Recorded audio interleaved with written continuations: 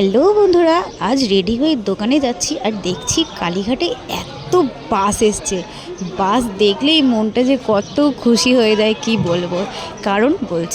কারণ হলো সারা বছর তো কালীঘাটের কোনো বাজার থাকে না, মানে টুকটাক ওই ধরুন 100 টাকায় কিনে 110 টাকায় বিক্রি এরকম, বা বলতে পারেন যে খুবই কম বিক্রি, মানে সারাদিনে 2টো কি 3টে কি 4টে কাস্টমার, খুব মানে যেদিনকার লাগ ভালো মাকে ডেকে ডেকে সেদিনকার হয়তো 5টা 6টা কাস্টমার এলো।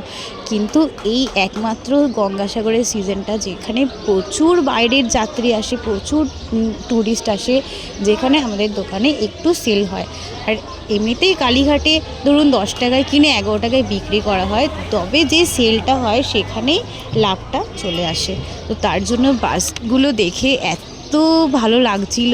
আর আগের বছর তো জানেন যে কুম্ভ মেলা হয়েছিল, মহাকুম্ভ প্রয়াগরাজে, তো তখন গঙ্গাসাগরের বাজার একদমই খালি ছিল কালীঘাটে, একদম একটা লোকও আসেনি কালীঘাটে। তো আগের বছরে গঙ্গাসাগরের বাজার হয়নি কালীঘাটে। তো এবছরে যেহেতু মহাকুম্ভ নেই ওখানে প্রয়াগরাজে, তো বেশিরভাগ ম্যাক্সিমাম লোক কিন্তু গঙ্গাসাগরে এসেছে। আর গঙ্গাসাগরে যারাই এসছে, আপনাদের তো আগেই বলেছি, তারা কালীঘাটে অতি অবশ্যই মায়ের কাছে দর্শন করতে আসে।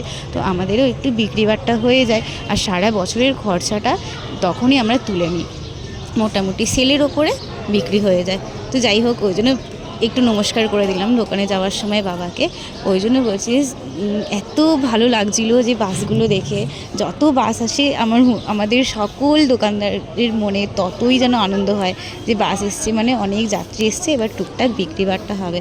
নাহলে সারা বছর ওই বসে বসে মাছি মারতে হয়, হাঁ করে যেয়ে বসতে হয়, কখন 2টো 1টা কাস্টমার আসবে, একটু আধটু বিক্রি হবে, দোকানের পুঁজিও কমে যায়। এখন কিন্তু সবার দোকানে দেখুন মাল কিন্তু ভর্তি। তো গল্প করতে